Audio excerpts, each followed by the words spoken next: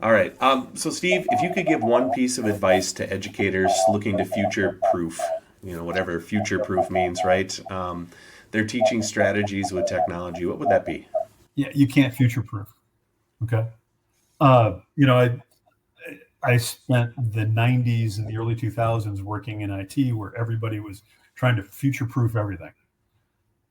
It doesn't work, right? There's always going to be technology that changes. And the nice thing is there's usually software that'll backfill and make the hardware work anyway, right? And so you can't future proof things, instruction any more than you can future proof the network. You have to focus on some things, and a lot of that depends upon your sort of educational philosophy, right? If you're a perennialist, if you're an essentialist, if you're sort of a realist, that's going to drive what you think is really important. But there are core concepts of literacy that everybody needs to know, right? Everybody needs to know how to read, write, and calculate. Exactly the tools they use to do that may differ, right? But they're going to have to learn how to do those things. Just make sure that you have a solid instructional core and your student learning objectives are really, they focus on those higher levels of Bloom, right?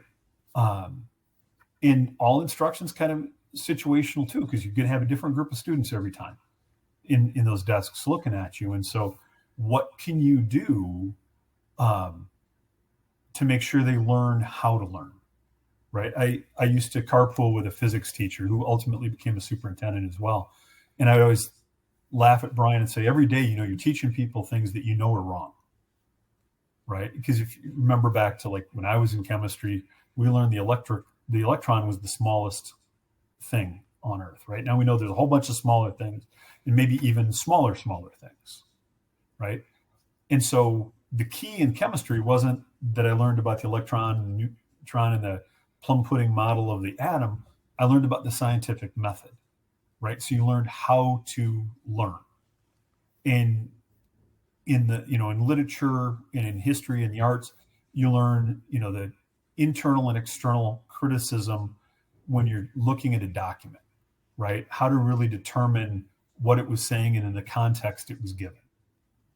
And so those are the key things that I think it's important to learn how to learn how to find information. Those are the real keys.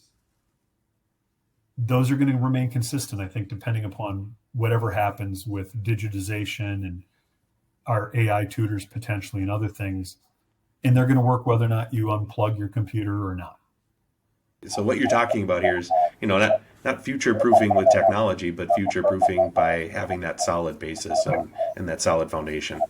I'm sure when slide rules came out, there were a group of engineers and physicists who thought they were terrible things and that students wouldn't learn how to do logarithms properly anymore, right? Mm-hmm.